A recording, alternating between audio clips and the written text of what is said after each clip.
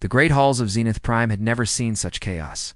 Alien beings from dozens of different worlds rushed back and forth across the smooth crystal floors. Their various forms of speech created a terrible noise that echoed through the massive chambers. Some clicked their mandibles rapidly. Others made high whistling sounds. A few communicated through flashing lights on their skin. Ambassador Vexstar of the Catherian Empire stood at the center of it all. His insect-like body trembled. As he delivered the worst news the galaxy had heard in 1,000 years, his compound eyes reflected the panic that filled the room as his words were translated into hundreds of different languages. "The Void Hunters have returned," he announced through the universal translator. They bring with them the largest invasion fleet we have ever recorded. Our scouts report over 5,000 bioships moving toward the core worlds. The chamber fell silent. Even the most warlike species in the galaxy feared the Void Hunters. These creatures were not like other spacefaring races. They did not build ships from metal and circuits. Instead, they grew their vessels from living tissue. Their ships could heal from damage, reproduce themselves, and consume entire planets to fuel their growth. High Counselor Zephanor of the Nexari Collective raised her crystalline arms for attention.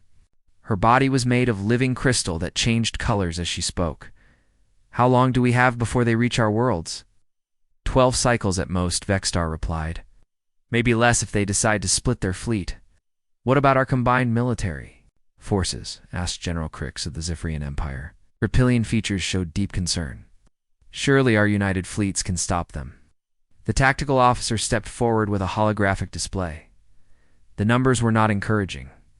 The Catherian Empire could field 300 ships. The Zephyrian military had 400 vessels ready for combat. The peaceful Alterian Collective could only spare 50 ships from their merchant fleet. Even the advanced Nexari could only commit 500 warships to the defense. 1,500 ships total, the tactical officer reported. The Void Hunters have more than 3 times that number. The silence that followed was heavy with despair. Every species in the chamber knew what happened when the Void Hunters attacked. They had seen the reports from the Outer Rim worlds. Entire civilizations consumed, billions of lives lost. Nothing left behind but empty space where thriving planets once existed. "Then we must send the emergency beacon," High Counselor Zephanor declared. "Contact every known species in the galaxy. Even the primitive ones who have barely achieved spaceflight. We need every ship we can get." Meanwhile, millions of light years away, Captain Jake Morrison sat in his command chair aboard the Earth Defense Force flagship EDF Valiant. The bridge was quiet, except for the soft hum of electronics and the occasional beeping of monitoring systems. Morrison was a veteran of many battles, but most of his experience had been fighting other humans in various conflicts across Earth's solar system. The 38-year-old captain had short brown hair and tired blue eyes that had seen too much warfare. He wore the standard gray uniform of the Earth Defense Force with silver captain's bars on his collar. Like most military officers of his generation, he had grown up hearing stories about alien life, but had never expected to encounter it during his lifetime. "Sir, we're picking up something strange on the long-range sensors," reported Lieutenant Amy Rodriguez from the communications station. She was young, maybe 25, with black hair pulled back in a regulation bun. Her dark eyes showed confusion as she studied her displays. "Define strange, Lieutenant," Morrison replied, without looking up from his tactical reports. "It's a signal, sir, but it's coming from way outside our solar system. So the math doesn't make sense. According to our physics, this signal should have taken thousands of years to reach us, but the timestamp shows it was sent just hours ago." Morrison finally looked up from his paperwork, put it on the main screen. The large display at the front of the bridge flickered to life. That's what they saw.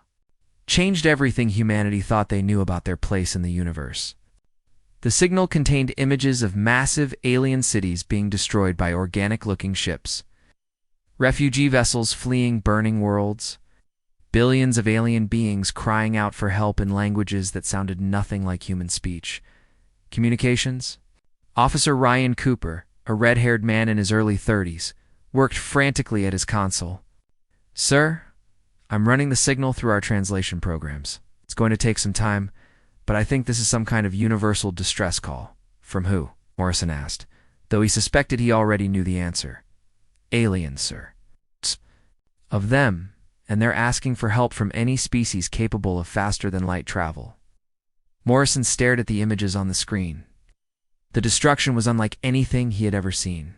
These organic ships seemed to consume everything they touched.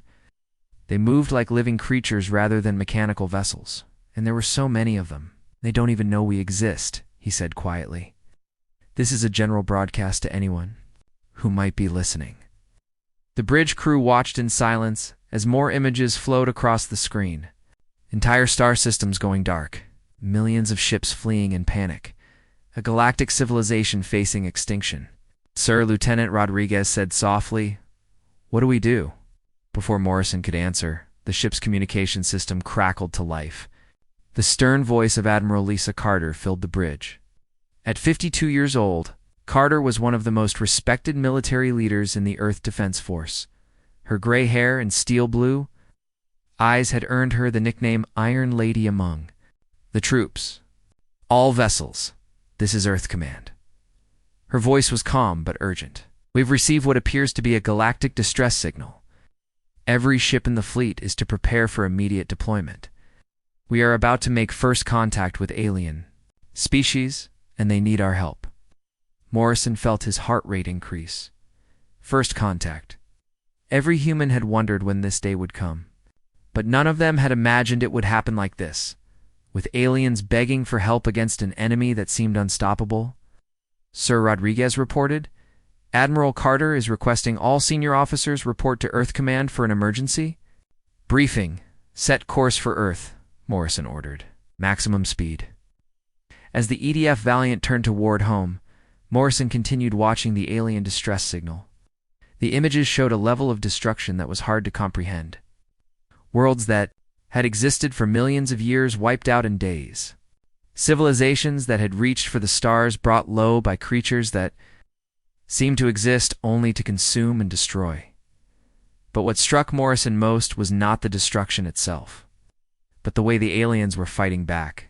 Their ships moved in elegant formations, firing weapons that created beautiful patterns of light across space. Their tactics seemed designed more for show than for winning battles. They fought like they had never faced a truly dangerous enemy before.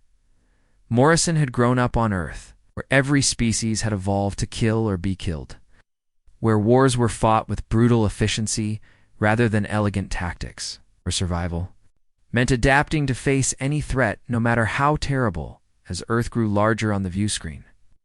Morrison realized that these aliens had no idea what they were asking for. They were calling for help from any species capable of space travel. They probably expected a few dozen ships from some primitive civilization. They were about to get the Earth's Defense Force. 2,000 ships crewed by humans who had learned warfare on a planet where everything tried to kill them. A species that had turned survival into an art form and conflict into a science. Morrison smiled grimly as Earth Command came into view. The aliens needed help against an enemy they couldn't defeat. They were about to learn what happened when you asked Deathworlders to join the fight. The rendezvous point was located in the Kepler system, a place where 7 different star lanes met. It had been chosen because it was far enough from the core worlds to be safe, but close enough for quick travel to the battle zone. Galactic Council had sent out their emergency beacon 3 days ago, and now they waited to see who would answer their call for help. High Counselor Zephanar Dot stood on the observation deck of the massive Nexari command ship Stellar Harmony. Her crystalline body reflected the light of distant stars as she watched the arriving fleets through the transparent walls. The response had been better than expected, but still not enough to face the Void Hunters. The Alterian Collective had sent 67 ships.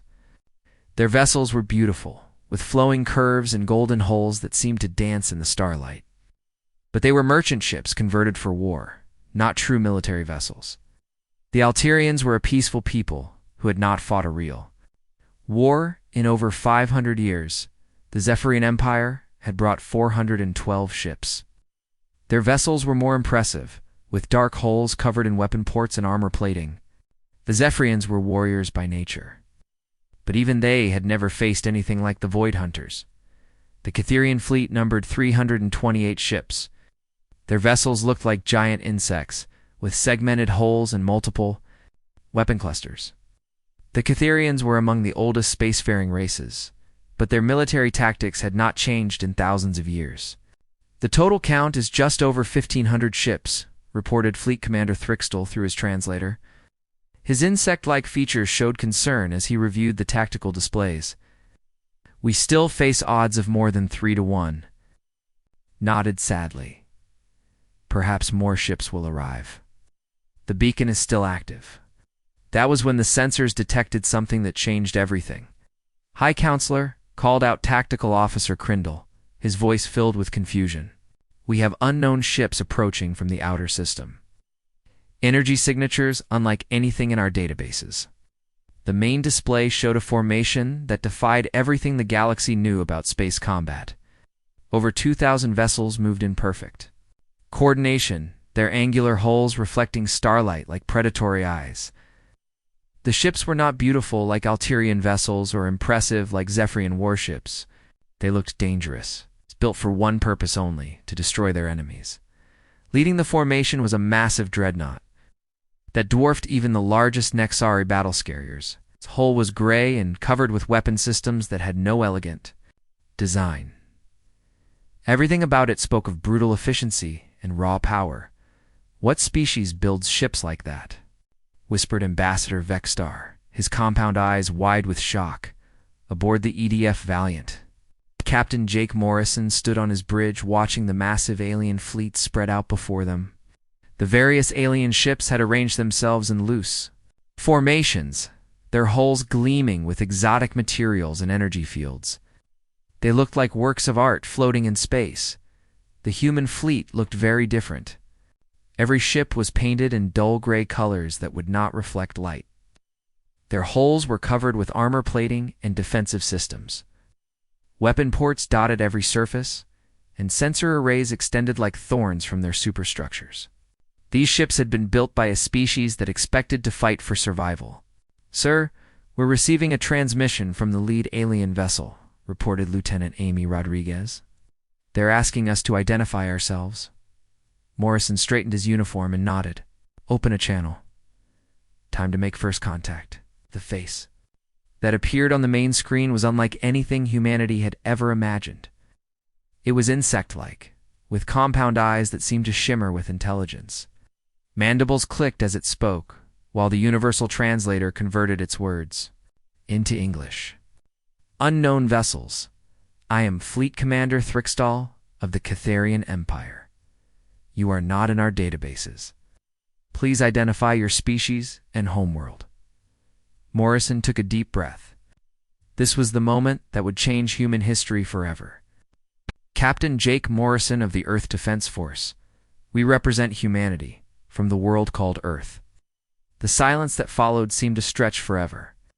Morrison could see the alien commander's compound eyes widening with what could only be shock. Finally, Thrixtel spoke, his voice barely above a whisper.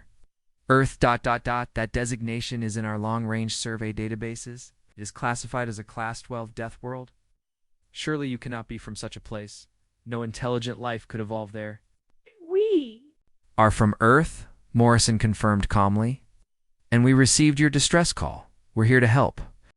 The word Deathworld spread through the alien fleet like wildfire. Morrison could see the shock on alien faces as they realized what they were dealing with. According to galactic classification systems, Deathworlds were planets so dangerous that they could not support complex life. They were places where the atmosphere was toxic, the gravity was crushing, or the native predators were too deadly for civilized species to survive. Earth was classified as the worst kind of Deathworld.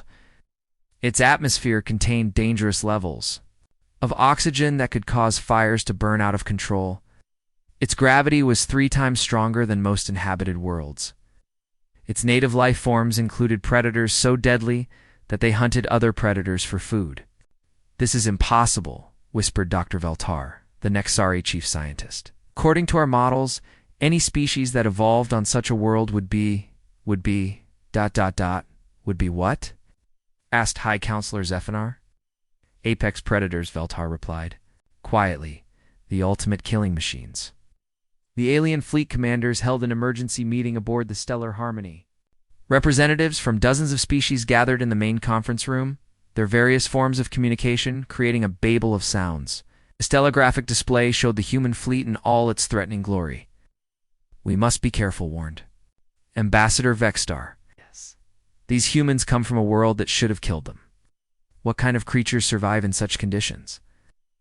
The kind that learn to kill everything else, replied General Crix of the Zephyrian Empire. His reptilian features showed both fear and excitement. I have reviewed their ship designs. Every system is built for combat efficiency. They have no decorative elements, no comfortable quarters, no art galleries. These are ships built by a species that expects to fight. But they answered our call for help, pointed out Counselor Myrtle of the Alterian Collective. They traveled across the galaxy to aid strangers. What kind of predators do that? The kind that hunt in packs, Crix replied grimly. The kind that protect their territory from other predators. Meanwhile, Admiral Lisa Carter had arrived aboard her flagship, the EDF Sovereign. The massive vessel was even more impressive than the Valiant, with enough firepower to destroy a small moon. Carter herself was a stern woman, with gray hair and eyes like blue steel.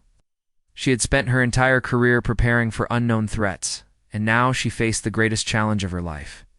Captain Morrison, she said as she materialized on his bridge via hologram. What's the situation with our new alien friends? They're scared of us, Admiral, Morrison replied.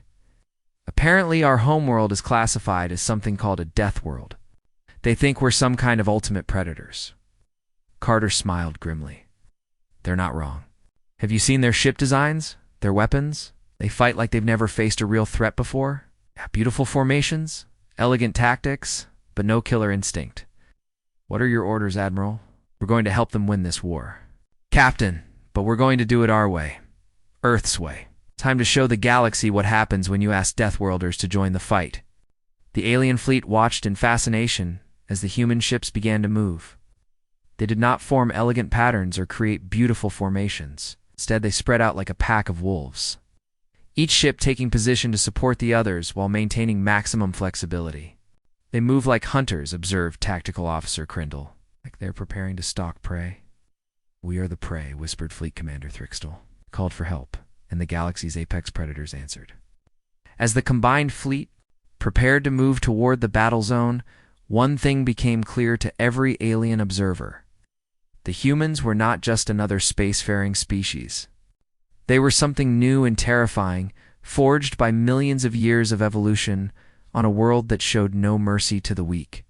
The Void Hunters were about to learn that Earth had sent its children to the stars, and they had brought all their deadly skills with them.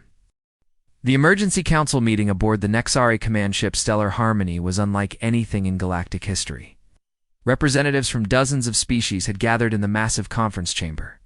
The room itself was a marvel of engineering, with walls that could display holographic images from any angle and translation systems that could convert hundreds of different languages in real time. But today, the advanced technology could not hide the fear that filled the room. The various alien species clustered together based on their alliances and friendships. The insect-like Catherians clicked their mandibles nervously. The crystal-bodied Nexari changed colors rapidly, showing their emotional distress. The reptilian Zephyrians hissed quietly among themselves at the center of the room. Holographic displays showed the human fleet in perfect detail. Every ship bristled with weapons. Every hull was covered in armor plating. There were no elegant curves or artistic designs, just brutal efficiency and raw power. Admiral Lisa Carter appeared as a hologram beside the display. Her image was crystal clear, showing every detail of her stern face and gray uniform. Next to her stood Captain Jake Morrison, his tired blue eyes scanning the room filled with alien beings. I understand there are concerns about our participation. In this operation, Admiral Carter began. Her voice was calm and professional, but there was an edge to it that made every alien in the room pay attention. High Counselor Zephyr stepped forward, her crystalline body shifting through various shades of blue and purple. Admiral Carter, our databases indicate that your species comes from what we classify as a Class 12 Deathworld.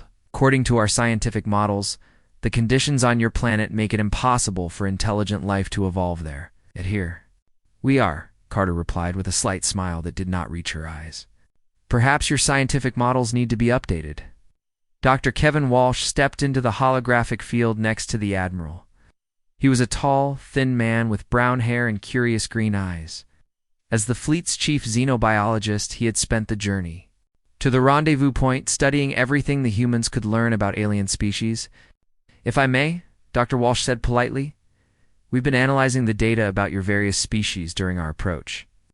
We're very interested in learning about your combat capabilities, especially given that most of your worlds seem to be what we would consider garden planets. The alien representatives exchanged nervous glances. The term garden planets was not one they were familiar with, but the meaning was clear enough. These humans considered their worlds to be safe and easy places to live. Fleet Commander Thrixtel spoke first, his translator working to convert his rapid clicking into words. The Void Hunters are unlike any enemy we have faced before. They are savage beyond comprehension. They show no mercy to prisoners because they do not take prisoners. Our bioships can regenerate damage faster than our weapons can inflict it.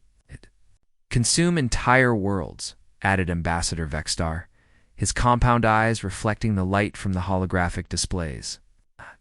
Nothing is left behind. No survivors, no ruins, just empty space where civilizations once thrived. Admiral Carter listened to these descriptions with growing interest. They sound like a species that never learned to coexist with their environment. On Earth, we have a term for creatures like that. We call them an evolutionary dead end. The aliens looked confused by this statement. How could such a successful species be considered a dead end? The Void Hunters had conquered dozens of worlds and seemed unstoppable. Navigator Ben Torres, a young officer with dark hair and sharp features, pulled up a tactical display showing the enemy fleet composition. Admiral, we've analyzed their ship. Designs based on the sensor data provided by our allies. The bioships are impressive, but they rely heavily on organic systems. If we can disrupt their regeneration cycles, you're thinking like a human, Torres. Admiral Carter interrupted. The question is, are they prepared for opponents who think like humans? The alien observers watched this exchange with growing amazement. These humans discussed warfare with the casual efficiency of creatures who had spent their entire evolutionary history fighting for survival. Yet they had traveled across the galaxy to help complete strangers who could offer them nothing. In return, Dr. Veltar of the Nexari Collective raised one of his crystalline appendages. Admiral Carter, if I may ask, what is the natural environment like on your homeworld? Our long-range surveys suggest conditions that would be lethal to most known life forms. Dr. Walsh smiled and activated a holographic display showing images of Earth. The alien representatives gasped as they saw oceans filled with predatory creatures, continents covered with dense forests where every plant and animal competed for survival, and weather systems that could destroy cities in hours. Earth has a gravity that is 3 times stronger than most inhabited worlds, Walsh explained. Our atmosphere contains 21% oxygen, which makes fires burn much hotter and faster than on your worlds. Our planet is home to millions of species, and almost all of them are either predators or prey. But how do you survive in such conditions? Asked Counselor Myrtle of the peaceful Alterian Collective. We adapted, Captain Morrison said simply. Every species on Earth had to become better at killing, or better at not being killed. Those that couldn't adapt went extinct. And humans? Asked General Crix of the Zephyrian Empire, his reptilian features showing both fear and curiosity. Became the best at both, Morrison replied. We learned to hunt in groups, to use tools, to plan complex strategies. But we also learned to run, to hide, to survive when everything else wanted us dead. The room fell silent as the implications of this became clear. These humans were not just another spacefaring species. They were the end result of millions of years of evolutionary warfare. Forged in conditions that would kill most galactic species within hours, Admiral Carter continued the briefing. Your enemy, these Void Hunters, have been successful because they fight species that evolved on safe worlds. Species that learn to cooperate and build civilizations without having to worry about constant threats. You fight with honor and follow predictable strategies because that's how civilized beings are supposed to behave. But the Void Hunters don't follow those rules, Dr. Walsh added. They're like an invasive species that destroys ecosystems because they have no natural predators. They've never faced opponents who evolved under the same conditions they did. Fleet Commander Thrixtel's translator struggled with his rapid clicking. Are you saying that your species is similar to the Void Hunters? In some ways, yes, Admiral Carter admitted. We're both products of harsh evolutionary pressure. The difference is that we learned to protect others, not just consume them. Ow. We developed empathy and cooperation alongside our predatory instincts. Ow. Makes you far more dangerous than the Void Hunters, General Crix observed. They're just mindless destroyers. You're intelligent predators with a moral code. The meeting continued for several more hours as the humans shared more information about their capabilities, and the aliens explained their own military doctrines. It became clear that the two sides approached warfare from completely different perspectives. The galactic species fought to avoid losing. They used defensive strategies, elegant formations, and weapons designed to disable rather than destroy. Their goal was always to end conflicts with minimal casualties on both sides. The humans fought to win. Their strategies were aggressive and flexible. Their weapons were designed to eliminate threats as quickly and efficiently as possible. They understood that sometimes the most merciful thing you could do was end a fight before it could continue. As the meeting ended, High Counselor Zephanar made a formal request. Admiral Carter, the Galactic Council, would be honored if you would accept overall command of the combined fleet. Your species has experience with the kind of warfare we now face. Carter considered the offer carefully. I'll accept tactical command for this operation, but with conditions. First, my officers will coordinate with your fleet commanders to develop new strategies. Second, we do this Earth's way. No elegant formations, no honorable combat, no mercy for an enemy that shows none. And third, asked Ambassador Vexstar.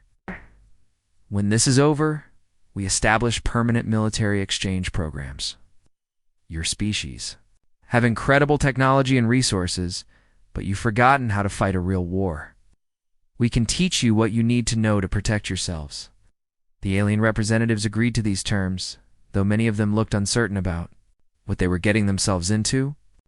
They had asked for help from any species capable of space travel, expecting perhaps a few dozen ships from some primitive civilization. Instead, they had gotten the attention of a species that had turned survival into an art form and warfare into a science. The Void Hunters were about to face opponents who understood that in a fight for survival, accept victory or death. The Void Hunter fleet emerged from hyperspace like a nightmare made real. Over 5,000 bioships materialized in the darkness, their organic hulls pulsing with sickly light. Each vessel was a living creature, bred for war and shaped by millions of years of consuming other species. They moved through space with predatory grace. Their tentacles and claws extended like the limbs of hunting spiders. The largest of the bioships was the size of a small moon. Its surface writhed with smaller creatures that served as fighters and scouts. Acid dripped from weapon ports that looked like gaping mouths.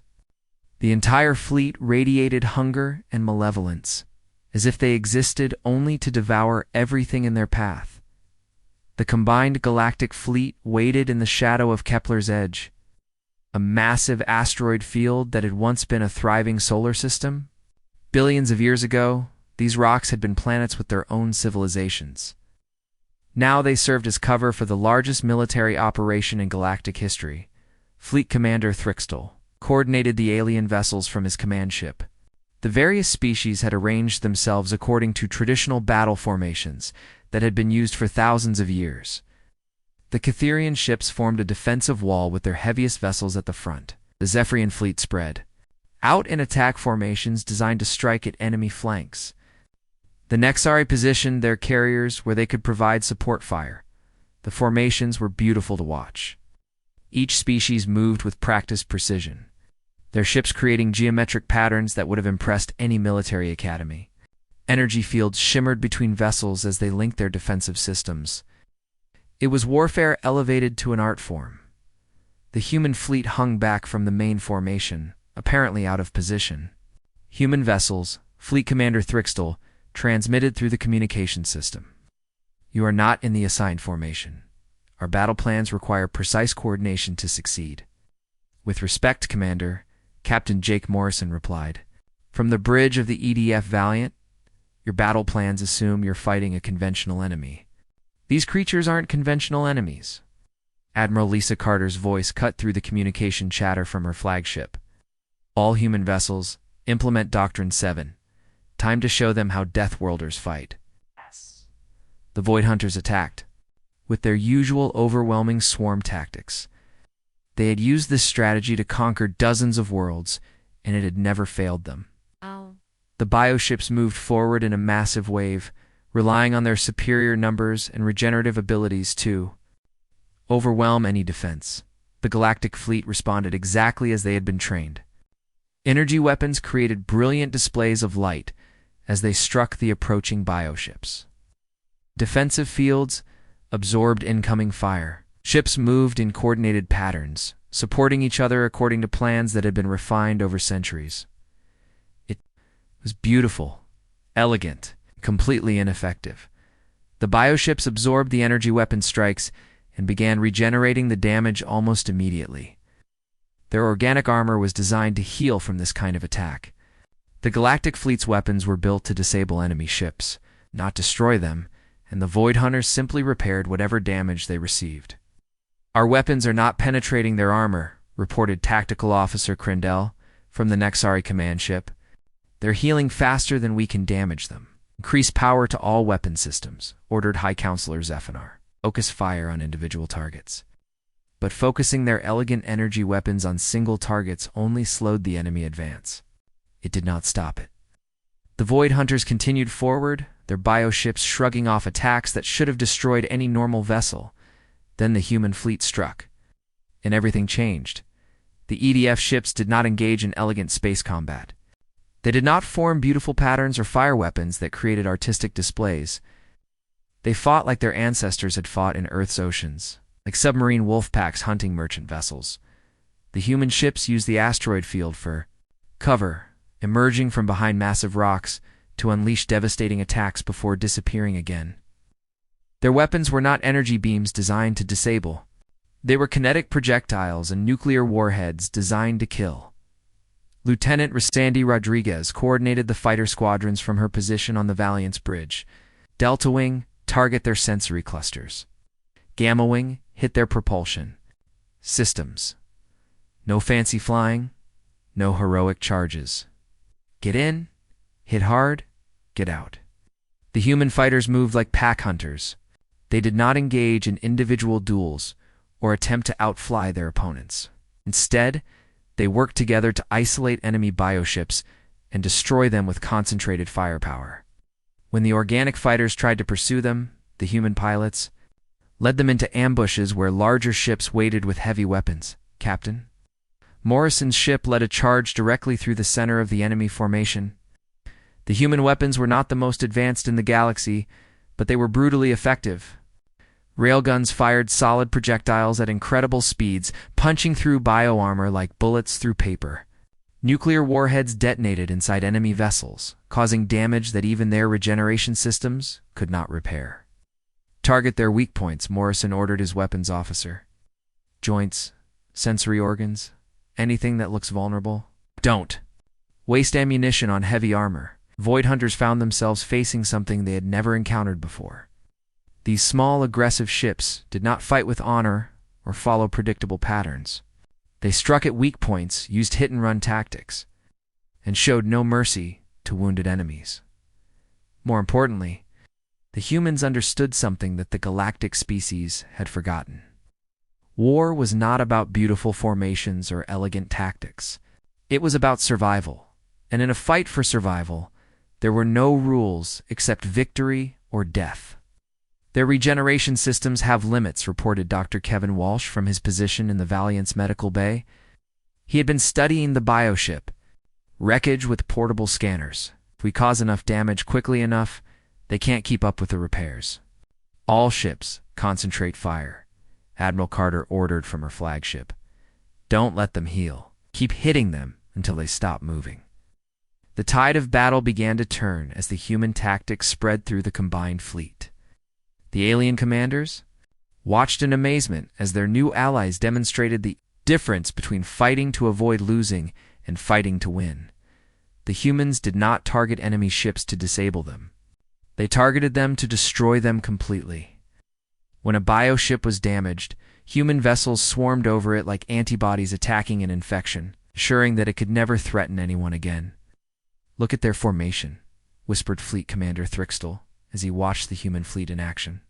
"They move like a single organism. Each ship supports the others, but they can also act independently. They fight like a pack of predators," observed General Crix. Ow. "No single leader, giving orders to everyone. Each group adapts to local conditions. While working toward the same goal, Void Hunters, for the first time in their species' history, began to retreat. Their bioships had been designed to overwhelm civilized opponents who fought with restraint and followed predictable strategies. They were not prepared for enemies who had evolved in conditions where mercy meant death and hesitation meant extinction. The human fleet pursued them relentlessly. There would be no wounded enemies left behind to regenerate and attack again. There would be no survivors to carry word of this defeat back to their home territories. This was not a battle for territory or resources. This was extermination, conducted with the cold efficiency of a species that understood what it meant to face an existential threat. Admiral Carter transmitted High Counselor Zephanar. "The enemy is in full retreat. Should we allow them to withdraw?" "Negative," Carter replied without hesitation. "These creatures don't take prisoners, and they don't negotiate. The only way to stop them is to make sure they can never threaten anyone again." The battle continued for 6 more hours. When it ended, the Void Hunter fleet had been completely destroyed. Not a single bioship escaped to carry word of the defeat back to their spawning grounds.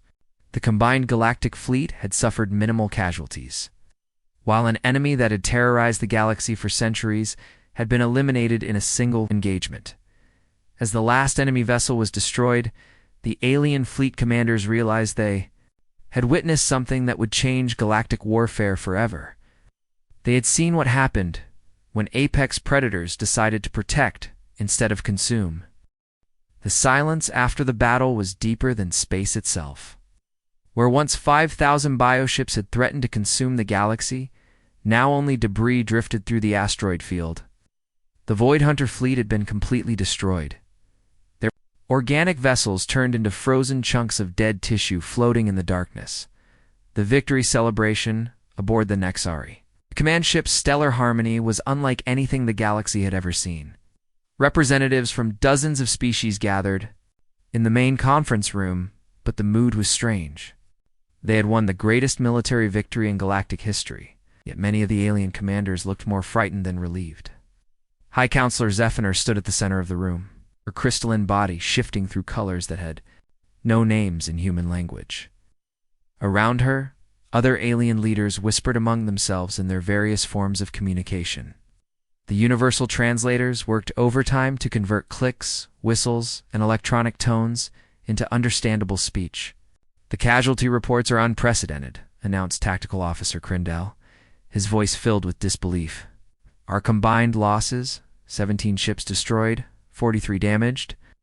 Enemy losses, complete annihilation of their entire fleet." The numbers were staggering. In a single battle, the humans had accomplished something that galactic military experts had thought impossible.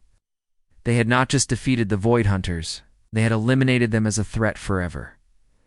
Admiral Lisa Carter stood near the main holographic display, her gray uniform and stern expression making her look like a statue carved from steel.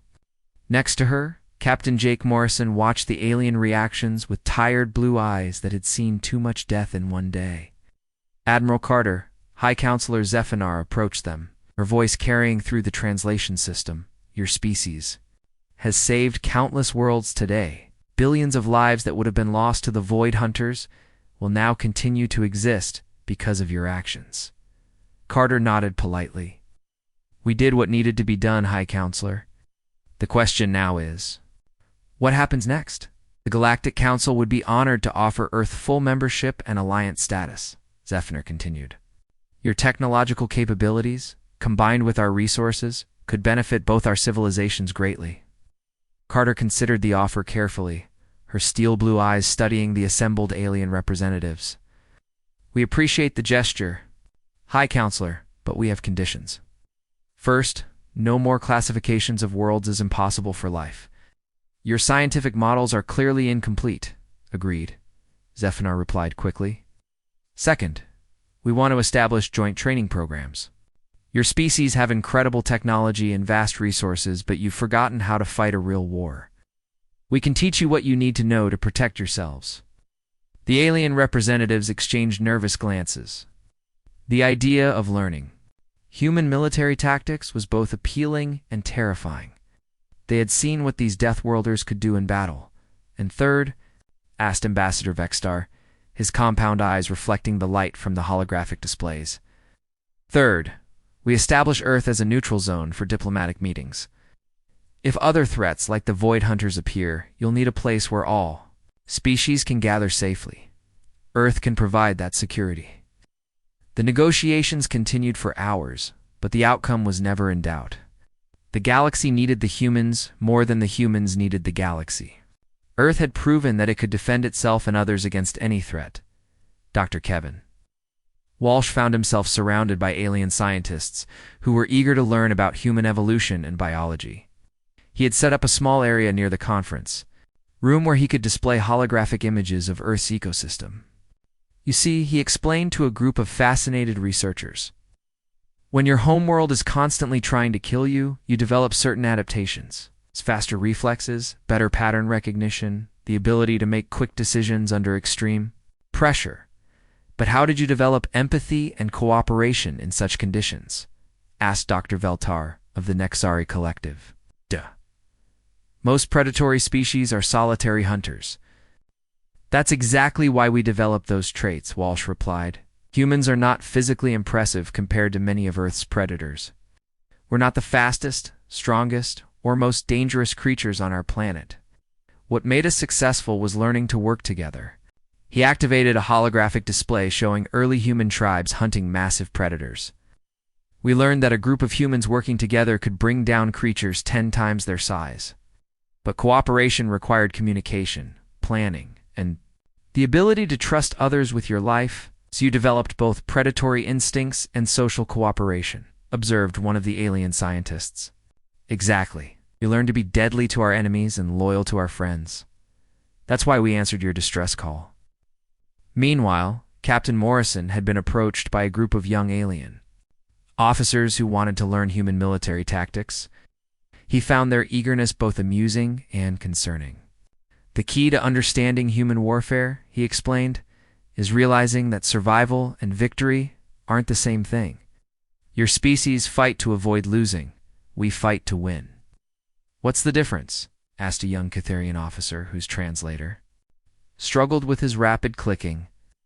When you fight to avoid losing, you use defensive tactics and try to minimize casualties on both sides, Morrison replied. When you fight to win, you use whatever tactics are necessary to eliminate the threat completely. But isn't that cruel? Asked an Alterian navigator, her golden features showing confusion. Sometimes, Morrison admitted, but it's also merciful. A quick, decisive victory saves more lives than a long, drawn-out conflict. The Void Hunters would have consumed billions of innocent people if we had fought them with your tactics. Discussions went on throughout the night, as humans and aliens began the process of understanding each other. It became clear that both sides had much to learn.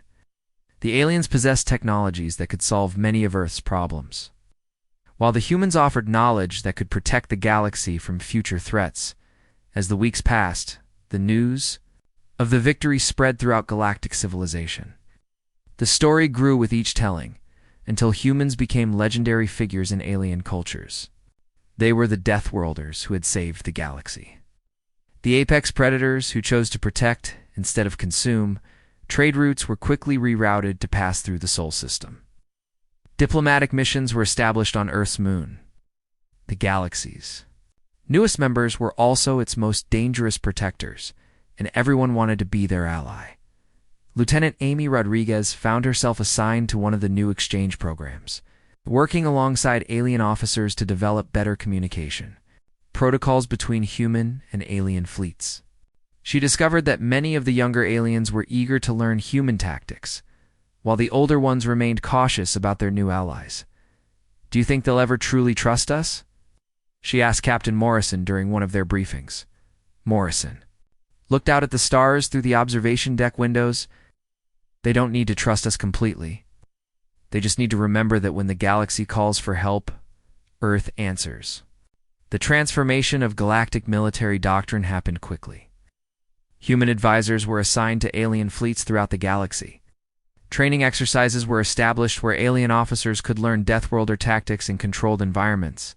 The elegant formations and beautiful weapon displays of traditional galactic warfare were replaced by the brutal efficiency of human military doctrine. Not everyone was happy with these changes. Some alien species worried that they were turning their peaceful civilizations into something more aggressive and dangerous. But the threat of future enemies made these concerns secondary to the need for effective defense. Admiral Carter established her headquarters on Earth's moon, where she could coordinate with both human and alien forces. The facility became a symbol of the new galactic order, where species that had evolved on garden worlds learned survival skills from creatures forged by a death world. "The galaxy is safer now," she told her staff during one of their regular briefings. "But safety is not the same as peace. There will always be new threats, new enemies who want to destroy what we've built, and we'll be ready for them," replied Captain Morrison.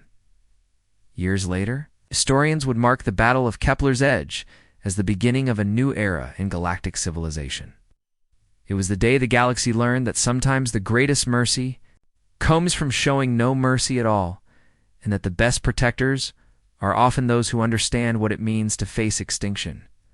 The Void Hunters never returned to threaten the core worlds.